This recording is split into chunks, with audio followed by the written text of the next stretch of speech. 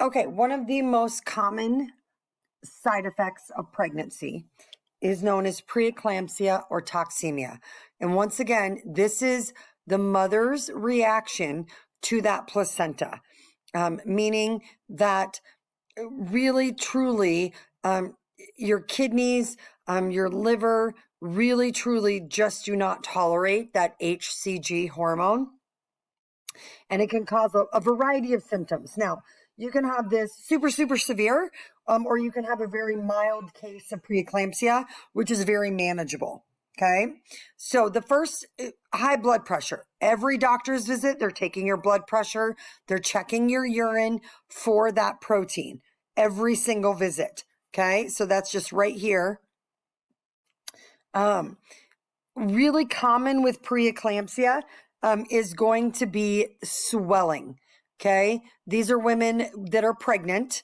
Okay. That it's just that retention of fluid. Okay. So that fluid builds up under the skin, and it's just because the kidney and liver are not able to actually flush it out of their system. With this fluid, okay, it's not so much that your feet swell and as soon as you get them up, it goes down. For a lot of women, like this looks like a lady that was wearing sandals. And when you press on their skin, instead of just your skin kind of bouncing back, it will stay dented. It's that fluid. It's almost like a jelly-like fluid underneath the skin. Okay. A lot of women that get preeclampsia will wear compression socks. Okay. So this would be like someone who wears a compression sock here, and this is what their leg looked like before. Okay. Some of them come with cute little stripes, whatever. But most often, one of the big side effects of preeclampsia is that women have to go on bed rest. They have to get off their feet and take the pressure of this fetus, embryo, wherever you're at, off of the liver. Sorry, I didn't mean to go that fast. Okay. So they need to take this off the liver, which is shoved back here. Okay. Laying down, being on bed rest, really truly does help. Most women with preeclampsia, that's a precursor to C-section, and preterm labor, especially if the blood pressure gets high enough. They aren't going to risk a stroke or a heart attack. They're going to take mom a couple weeks early, instead of running those risk factors. If preeclampsia becomes more severe, okay, so preeclampsia itself can get pretty severe. The next level of preeclampsia is what is known as HELP syndrome. Okay. And this is what HELP stands for down here. Never going to ask you that. Okay. Once again, blood work can indicate if preeclampsia is elevating to HELP syndrome. You do not need to write this down. Okay. Don't write. I'm never going to ask you the side effects. I might ask you a question of what is like elevated preeclampsia that becomes life-threatening, and they term it HELP syndrome. Okay. Renal failure, meaning drop in pressure. A lot of women, you can get HELP syndrome pre-delivery. You can also get preeclampsia after you've delivered. So, or HELP syndrome after you've delivered. And what they would always tell you is preeclampsia, once you deliver the placenta, it leaves your body, but not necessarily for all women. And when it doesn't leave your body is when it becomes HELP syndrome. So sudden drop in blood pressure, fluid on the lungs, bleeding of the liver, your inability to clot, and liver failure are the extreme severe cases of HELP syndrome. HELP syndrome can be life-threatening. Okay. Headache, nausea. So like after a woman delivers, one of the really close things that they're going to watch is they're going to watch to make sure that none of these symptoms right here happen to mom after she's delivered. So you have a doctor and a nurse taking care of mom, and then you have nurses taking care of baby. But one of the things they're going to look for, headache, nausea, vomiting, abnormal chest tenderness or side pains from that liver, difficulty breathing, change in vision, swelling. even though they've delivered the placenta, some women's bodies go the extreme, okay? And it can be life-threatening to mom if not recognized, okay? This is just a good video as far as on HELLP syndrome.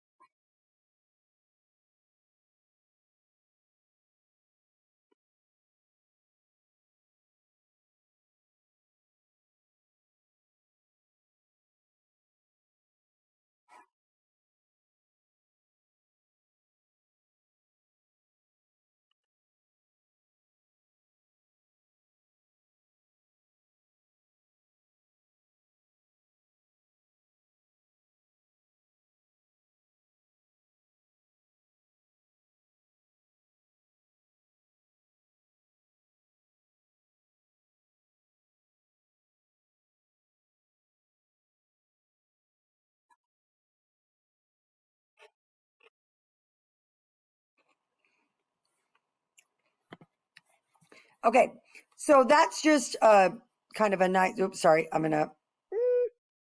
need to stop that. Let's go on to the next video. I apologize. Um, just a little rundown on HELLP syndrome and how it can be life-threatening. When we're talking about complications that are possible, about 1 out of every 50, not 5, pregnancies ends in what is known as an ectopic or tubular pregnancy. This is where the fertilized egg does not get past the fallopian tube, but for some unknown reason attaches to the fallopian tube, and the placenta is started there. It cannot continue in the fallopian tube. It is the consistency of a cooked spaghetti noodle and eventually will rupture.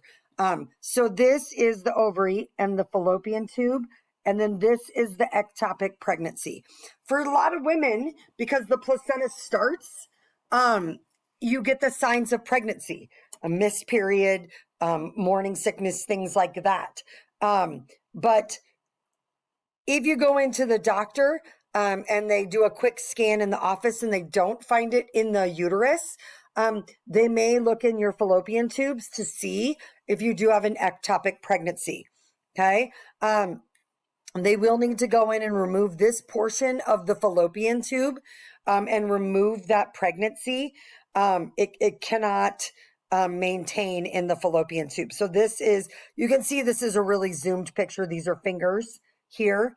And then this is just that ectopic pregnancy. And this is the fallopian tube that is swollen and filled with blood. Okay. If it ruptures, internal bleeding happens, and there is a risk of death with an ectopic pregnancy if internal bleeding is not managed quickly enough. And then a blighted ovum is signs of pregnancy, but nothing happens. So you have a sac, you have a placenta, your body's saying pregnancy, but there's the appropriate DNA is not present. So it's essentially an empty sac, also known as a blighted ovum. It is just kind of an anomaly. It happens, but it's just kind of like a freak of nature. Either the egg or the sperm didn't have the right DNA to make all the process of baby happen. Okay, and then some of the other possible complications. One of them is vaginal bleeding. Once again, that cervix needs to slightly open and fill with a mucus plug, but not all cervixes are strong enough and tight enough to maintain the pregnancy. So they have what is known as a cervical insufficiency. That is where they go in with kind of a surgical, shall we say, rubber band, and they will put a cervical cerclage around the cervix, and it just holds that cervix shut. Usually when you have a cervical cerclage, you're on some sort of limited activity and or bed rest, meaning your body is not able to maintain the weight and the pressure on the cervix that this placenta, amniotic fluid, and baby is having. So very, very common to go on bed rest. Blighted ovum talked about. Spontaneous miscarriage, I'll talk about down here, but this is just in those first 12 weeks. For whatever reason, miscarriage predominantly is your body saying something isn't right with this pregnancy. I need to get rid of it. And 99.999% of the time, nobody will ever know what was wrong. Okay. It's just your body saying something isn't right. I need to get rid of.